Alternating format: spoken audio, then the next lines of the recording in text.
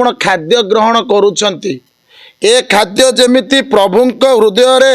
मरण हवा दरकार लीन हवा दरकार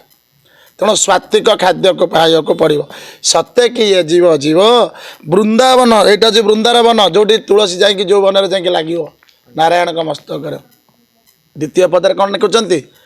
दिवसे मरण हेव जमदंड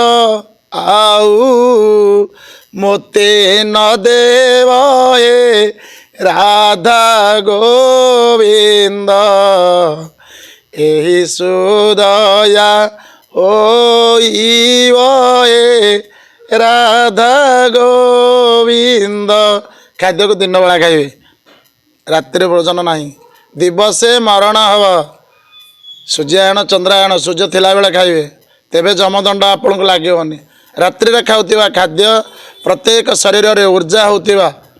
जीवाणु माने भूताणु माने से माने जीवित हुअन्ति केबे पचारिके देखंतु कैंसर डॉक्टर माने कौन कहउछन्ति राति 11टा पर शरीर रो कैंसर रोगी कौन हेबे उत्पत्ति आरंभ करेंगे से समय जिते से उठे खाद्यपाई जदि शरीर में खाद्य नथिबे से आउ कौन हेनी बढ़ेनि से आम कहूँ दिन थिला बेले आपण मैंने खातु संध्या हो खातु कौन आज्ञा भूल यदि क्या भूल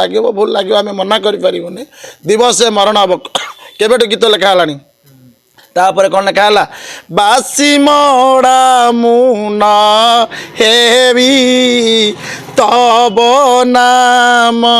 हृदय जपुण थी राधा गोविंद बासी मोड़ा मुना हेवी तार तो बासी खाद्य आप खातुनि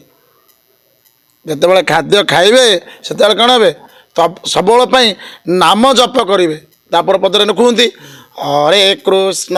हरे राम एही नाम गाई हे जीव जीवन हे राधा गोविंद एतिकी मो निवेदन हे राधा गोविंद जिते बड़े कौन से खाद्य खाइबे कथार नहीं मीटिंग इटिंग भजन भोजन तार्थ भोजन समय रे जदि भजन शुणी शुणी खाऊछंती तेबे से शरीर को जिते बड़े खाद्य जीव प्रभु पाखे लीन हेब आध्यात्मिक चेतना आसीब स्वात्विक चिंताधारा आसीब सुकर्म करने आपणकर मन कौन हम